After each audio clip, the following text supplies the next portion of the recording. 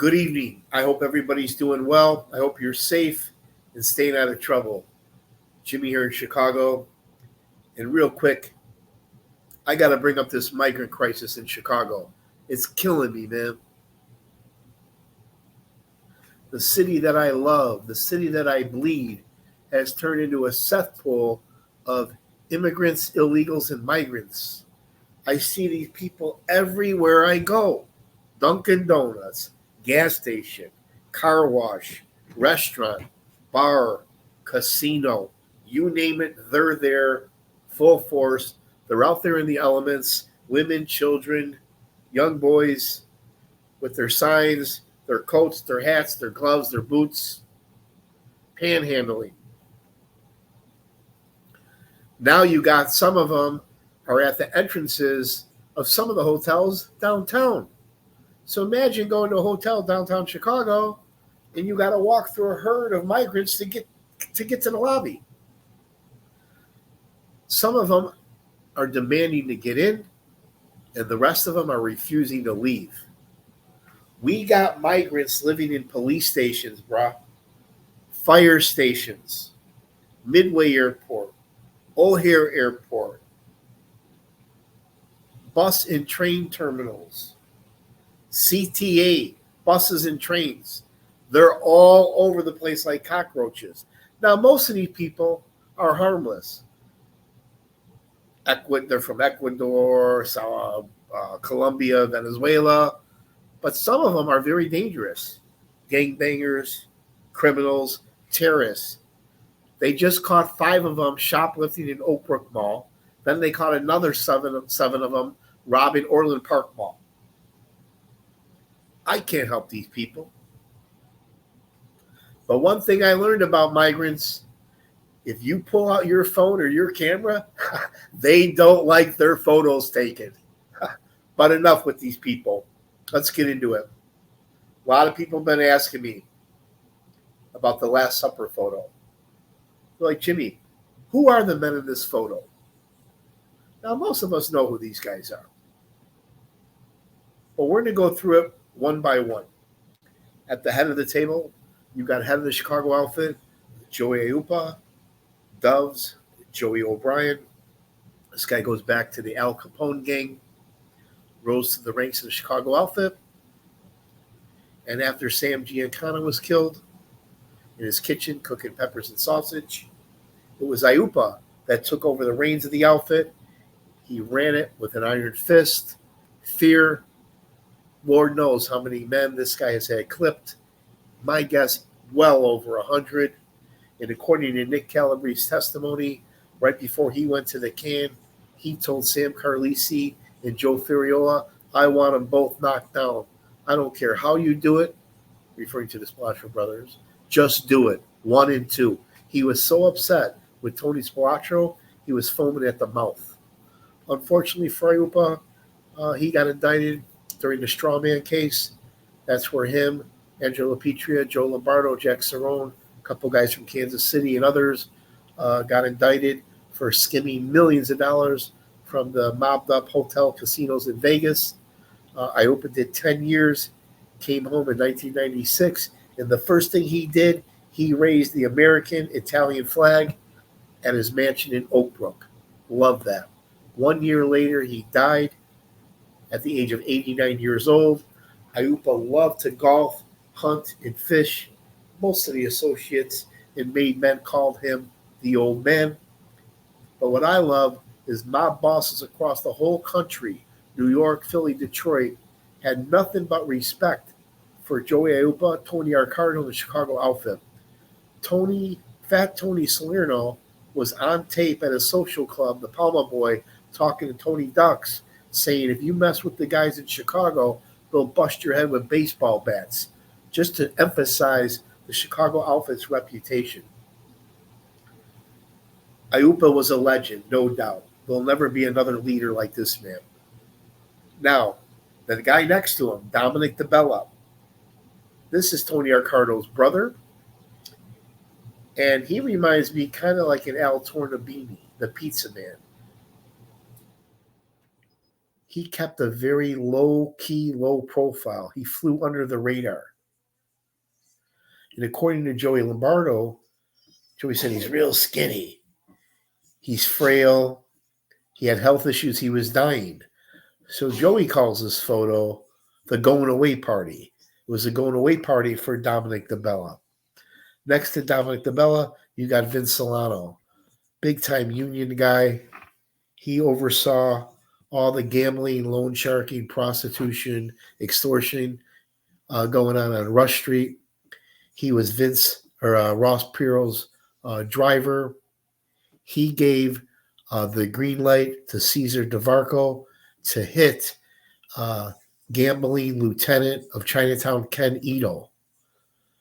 Remember the botched hit on Ken Ito? It was Salerno who gave that order to DeVarco, and then DeVarco gave it to Campisi and Catuzzo. But Vince Salerno made millions of dollars for him, his family, in the Chicago outfit, died of natural causes, and lived to be in his 80s. Next, you got a very powerful union guy as well, Al Pilato. He was boss of the Chicago Heights crew. He was under indictment at the time, and he was golfing with two of his associates. A guy came from behind a tree, fired a couple shots at him, hit him twice. But Al Pilato survived the hit. He didn't die, and he never cooperated. He lived to be his 70s. Now you got Jack Cerrone. He was underboss of Joey Upa, Tony Arcardo's driver. He was one of the men involved in the brutal torture and murder of William Action Jackson. Jack Cerrone got pinched with IUPA, Angelo Petria, Lombardo, and the guys from Kansas City in the Strawman case. He did some time as well, probably 10 years, came home from prison, and just died a few days after being released from prison. But he's somewhat of a legend in the Elmwood Park crew and also in Grand Avenue. Jack Cerrone's family bought a lot of the bricks up and down Grand Avenue years ago when they were cheap, and now they're worth millions of dollars. Next to him, you got, Jackie was known to be a very sharp dresser, somewhat of a bad drunk, and liked to rub elbows with all the socialites. I remember going to his restaurant, Two Jacks on Grand Avenue, where they had all these really nice black and white framed photos of him with all the VIPs and celebrities. I've seen pictures with him with Dan Marino, Joe Namath, Ronald Reagan, and others. But this guy was definitely a legend in the Chicago outfit. Next to him, you got Joey Lombardo, Lumpy the Clown. He got pinched as well on the strawman case for bribing a Nevada senator, Howard Cannon. When Joey came home from prison in the early 1990s, he tried to behave himself, keep a low profile. Frank Calabrese said that Joey's supposed to be on the shelf, even though he wasn't. But fast forward 2005, Joey got pinched in the family secrets trial for the murder of Danny Seifert. Danny Seifert was murdered in 1974. He was about to blow the whistle on the Teamsters pension fund that was worth millions of dollars for the outfit. Danny, like Hoffa, was warned many times to back down. He never did. And unfortunately for Joey, Mrs. Seifert testified that she believed Joey Lombardo was one of the masked gunmen and was responsible for her husband's murder. The jury and the judge agreed, and they found Joey Lombardo guilty of killing Danny Seifert, and he pretty much got a life sentence.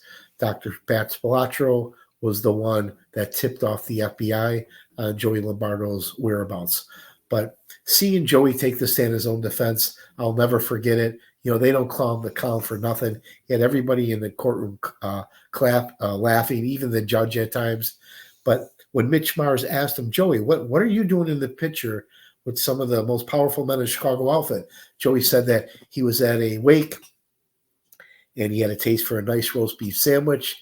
So he went to the restaurant, and these guys happened to see Joey, so they called him over for a drink.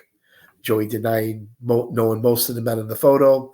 He said he was Jackie Cerrone's caddy at times. He said Tony Arcardo and Joey Upa were swell guys, great golfers, good fishermen. He said that Dominic DeBella was dying and he was super skinny, and they were having the going away party for Dominic DeBella. But Joey denied knowing Vince Solano, El Palato. When they asked him about Jimmy Turturello, Joey said, "Who, that fat guy?"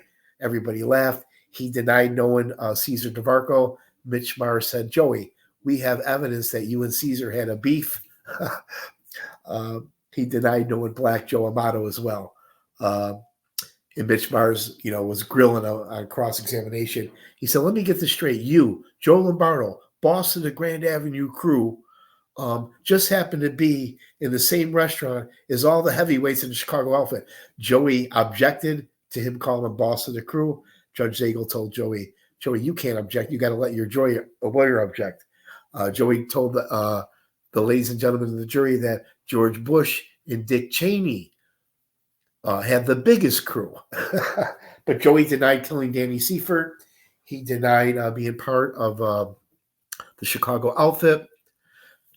The government was trying to show in this photo that this was actually the making of Joey Lombardo, because he's the only one in the suit. He's sitting down with all the heavyweights. Everybody's smiling. But they were never able to prove that. But it's an interesting theory. This very well could be the making ceremony of Joey. What do you guys think? But Joey denied that he ever took an oath. He denied he never pricked his finger. He never burnt a holy card in his hand, compared to what Nick was saying. But Joey Lombardo, I'll never forget seeing him take the stand. Legendary photo. Now, right to him, you got Jimmy Turturello. He was one of the men, along with, I think it was Angelo Petria, maybe Mad Sam, Jack Cerrone, where they brutally tortured and killed William Axon Jackson. Jimmy Turturello was going to be actually the boss of the Chicago outfit, but he died of natural causes, and he was only in his 50s. My dad was in the Marine Corps with Jimmy Turturello and used to tell me all the stories how he was the toughest Marine. And other kids from Philly, Detroit, Chicago, all kids, tough kids from street gangs, would challenge Turk to a fight, but they would eventually back down. And then years later, after the war, my dad was in a bar in Melrose Park. Who comes walking in? Turturello and his full entourage. They started reminiscing. Turturello bought my dad drinks. A couple weeks later, my dad read in the Chicago Tribune, James Turturello, upcoming Chicago mob boss. My dad's almost hit the floor. He had no idea that his good Marine Corps buddy was an upcoming Chicago mob boss. But Turk, like I said, would have been a powerful boss if he didn't die at a young age. Joey denied knowing him as well. Then you got Cesar DeVarco. This guy was also right under Ross Prio, like Vince Solano. He controlled a lot of the gambling rackets, prostitution in Rush Street, in the Gold Coast. He had sporting parlors all over the place. Definitely did some heavy work. Did some time in prison. Did not like Joey Lombardo. I don't remember what their beef was. And then in front of him, you got multi-millionaire gambling boss Black Joe Amato out of McHenry County. This is another guy like Dominic DeBella and Al Tornabini you don't hear much about. And then in front of him, you got boss of all bosses, JB, Tony Arcardo, going back to the Al Capone gang. Tony Arcardo, like Samuel Volpendenzel said on tape, made millions of dollars. Never spent one night in jail. I love the story how when he would visit Paul Ricca, he would dress as a lawyer so he could pass messages to and from Ricca. But a legend in organized crime, died of natural causes as well. One thing you'll notice about all the men in this photo, not one of them ever informed. Unlike all the guys in New York, Philly, that killed each other or all ratted and snitched on each other, Chicago and Detroit have the least amount of informants. Now, the informants that Chicago did have, lowlifes like Lenny Patrick that brought down Gus Alex, Bob Cooley that brought down Rhodey, and Harry Allman in the First Ward, B.J. Jehoda, that lowlife who brought down Rocky and Felice's crew, Bobby Salerno, Nick Calabrese, who brought down his own fucking brother, brought down Jimmy Marcello, Joey Lombardo, and what was left of the outfit. The informants, the snitches, the outfit had crippled the Chicago outfit, but nothing it compared to all the rats in New York and Philly. But again, all these men here made millions of dollars. None of them died a violent death. They all died of natural causes. Al Palato almost got his, but somehow he survived. Thanks a lot, guys. I appreciate you watching my little YouTube channel. And please keep in mind, these stories are strictly from most of my stories are from all the trials I went to, going back to the early 1990s to the mid 2000s. I was very fortunate to attend some of the biggest trials in Chicago. A lot of them were mob trials. All your federal trials are at the Dirksen Federal Building downtown. And then I probably went to about maybe 5 to 10 state trials at the Cook County Building on 26 in California. And believe me, you don't want to be a defendant in either trial. I have some old timers I have coffee with that say as soon as you walk into the lobby of the Dirksen Federal Building, your rights go right out the fucking window. My stories are unique because it's nothing that I read or saw in a movie or read in a book or seen in a documentary. This is an insight from being inside the courtroom. There's nothing quite like it, where you see all the witnesses, see all the evidence, hear from all the witnesses. I mean, imagine being in the courtroom 10 feet away from a guy like Jimmy Marcello, or being in the courtroom with Tough 20 Calabrese, or seeing Joey Lombardo pound his cane on the floor. There's nothing quite like it, You can't make it up. I don't mean any disrespect to any family member, any friend or associate out there. If there's any of my stories that you don't like, just let me know in the comments. One click of the button, it's gone. I don't make any money on these stories. It's strictly for entertainment and education. That's it. If you like my Chicago mob trials, please hit the like button, share, subscribe. I like all your comments. There's not too many mob trials left. The only thing left are mostly street gang trials and white-collar criminals. But if there's any interesting trials in your neighborhood, your city, your town, by all means, check it out, man. Take care. Have a good Super Bowl weekend. Be safe.